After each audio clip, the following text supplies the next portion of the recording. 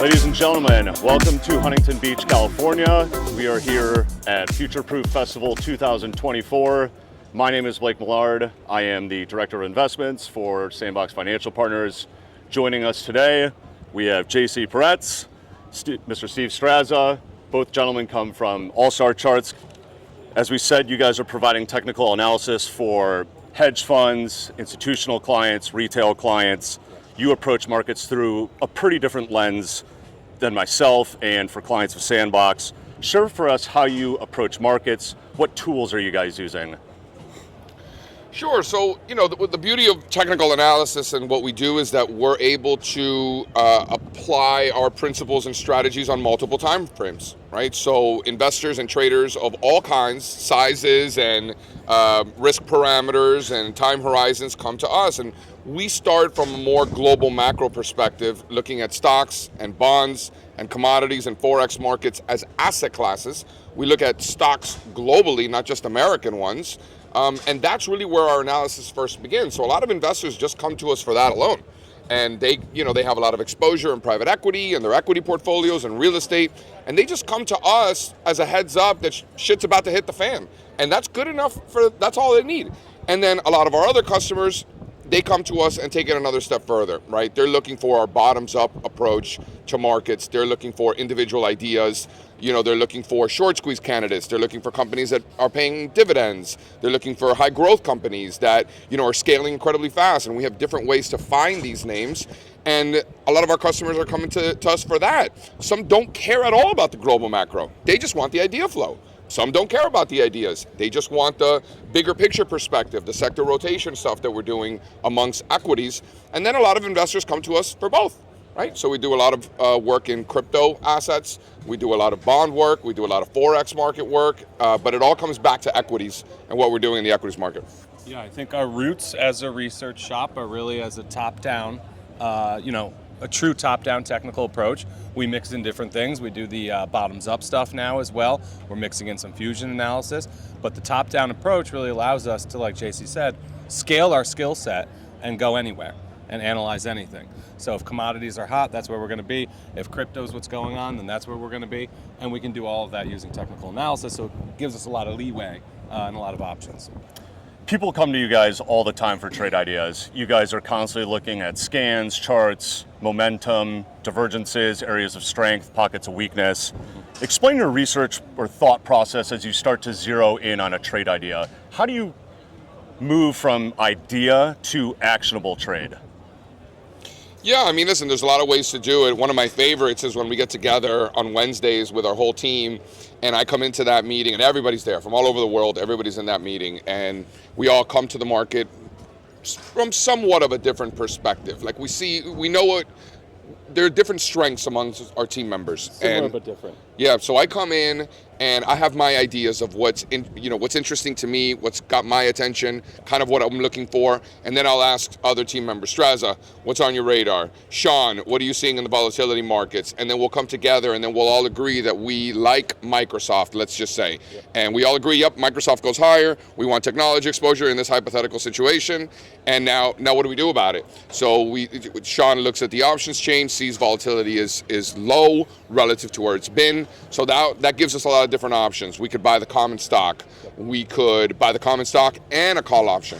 Maybe volatility is low. We could buy a call option that doesn't expire for 8-9 months because volatility is so low that it's so inexpensive to do so.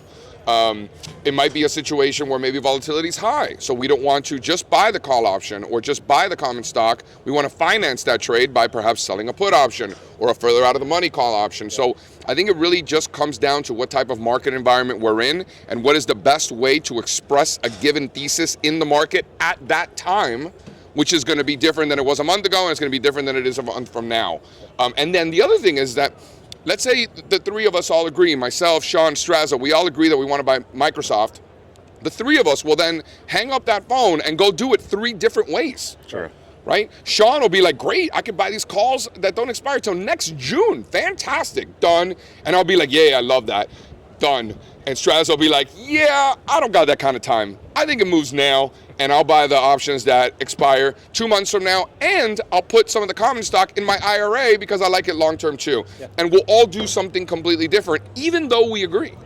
Yeah, but it's a good question and a good topic because you really do split it off into those two separate segments. There's the theme or the trade, which is bullish thesis on energy, and then there's the vehicle or the strategy, which is, well, we're bullish energy. Is it coming out of a multi-decade base? And we think maybe it's messy or it's sloppy, it takes its time. Okay, then we go and we do leaps and go out a year and a half and 20 points. Okay, and then if something's different, we think support's gonna hold, maybe we sell puts or do something different. Sometimes maybe we'll use an ETF if it's an industry group where we're not comfortable trying to pick a winner, right? So all of that stuff is step two after we're bullish biotechs. Okay, then which ones? Do we just do IBB? Do we do IBB calls? So it really is a two-step process.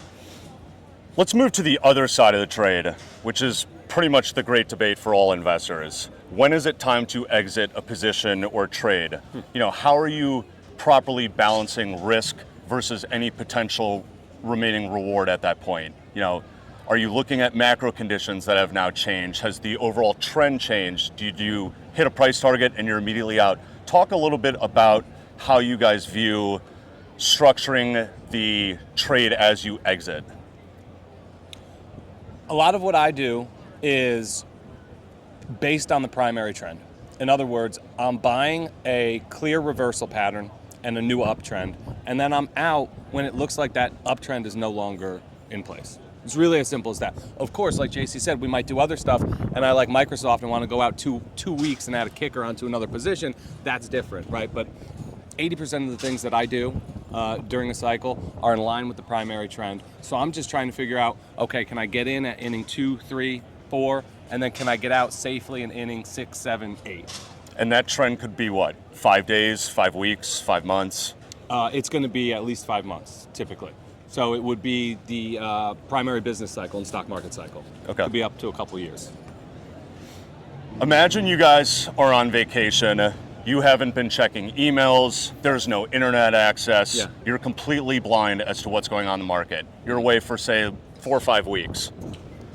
You're coming back home. You're checking, you're flipping the monitors back on.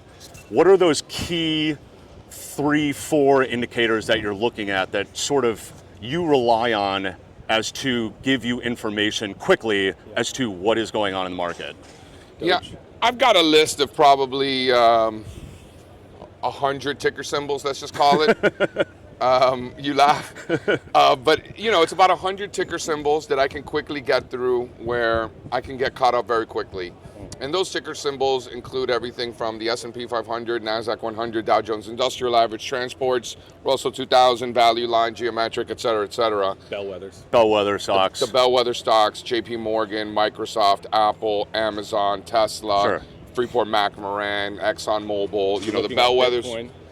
Yeah, Bitcoin as well. And then also from a sector standpoint, it's really valuable to look at the financials index, industrials, communications, technology, just go one by one, utilities, healthcare, on a market cap weighted basis, on an equally weighted basis, the small cap versions of each of those individual indexes. Then looking more global macro at the German DAX, Japanese Nikkei, China, India, all these countries throughout Europe.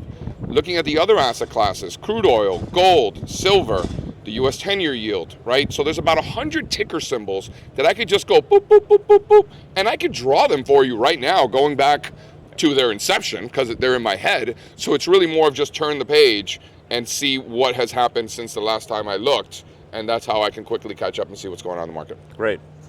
Final question here. What are some of the biggest misconceptions about technical analysis? A lot of people say, we're just drawing squiggly lines all over the map.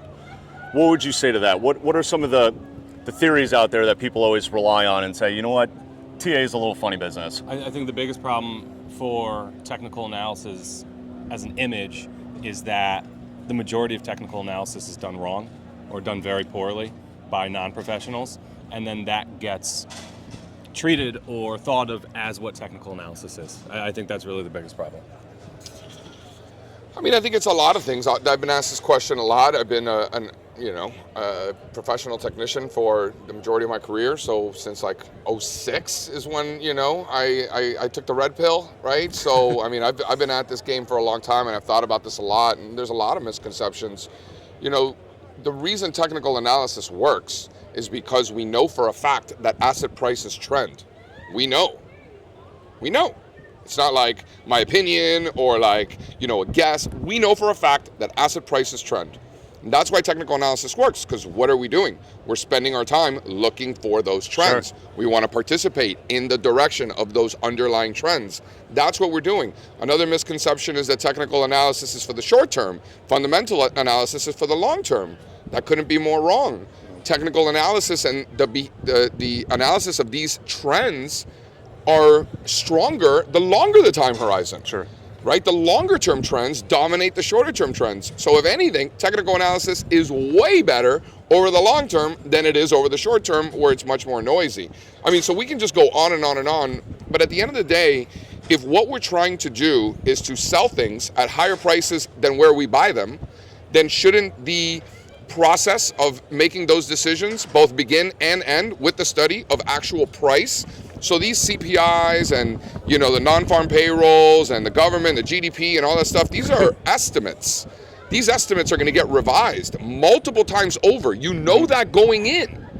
Price, however, is not going to be revised. Price is the fact. So if we know that asset prices trend, as investors, as traders, regardless of your time horizon, I think a lot of time should be spent looking for those trends, analyzing those trends, and obviously participating in them. So those are a few of the misconceptions where people are like, oh, technical analysis. Almost everybody is a technician. Charlie Munger is a technician.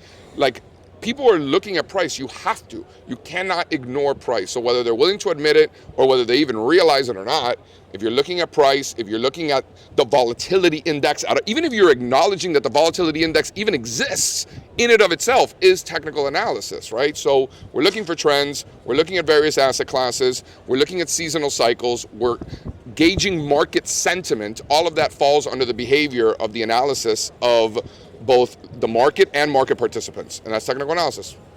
I think it's also good technical analysis is not complicated, right? If you're looking at technical analysis that's way too overcomplicated or something that you can't understand, is probably bad analysis. It should be done in very simple and clear to understand manner.